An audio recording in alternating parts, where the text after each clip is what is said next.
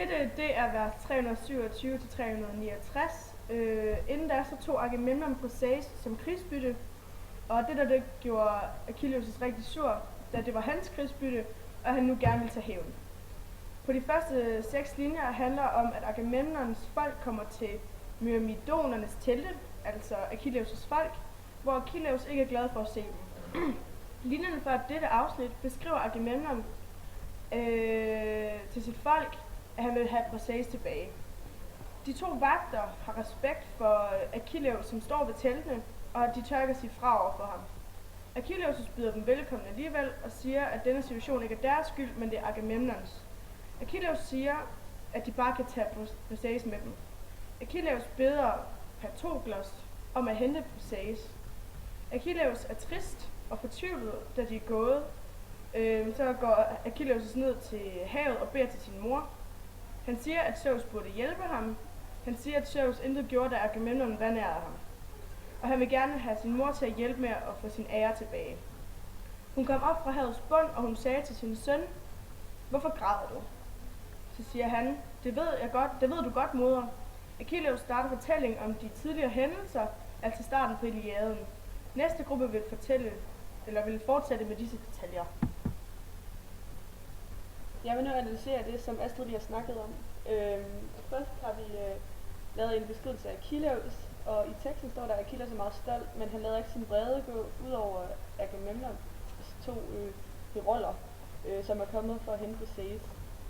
Han siger, "I har ingen skyld, den her Agamemnon, som har beordret til at hente pigen Briseis." Og så senere siger han, "Nå ja, så gå der og hente hende ud, min ædle Patroklos." I stedet ønsker han dem som vidner til, at han ikke vil kæmpe for Agamemnon.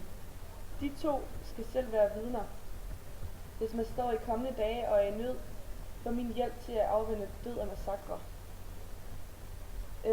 Achilleus han viser følsomhed, og det virker som om, at Agamemnon på en eller anden måde har vundet over ham. Det står i vers 348 og 351.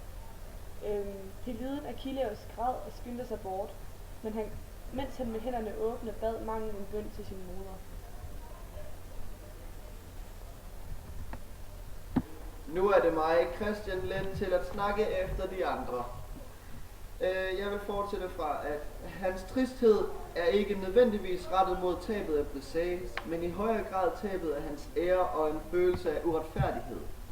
For eksempel i vers 353-356, "Tordneren Zeus på den høje Olymp i det mindste have forlenet mig hæder, men ikke en døjt har han givet.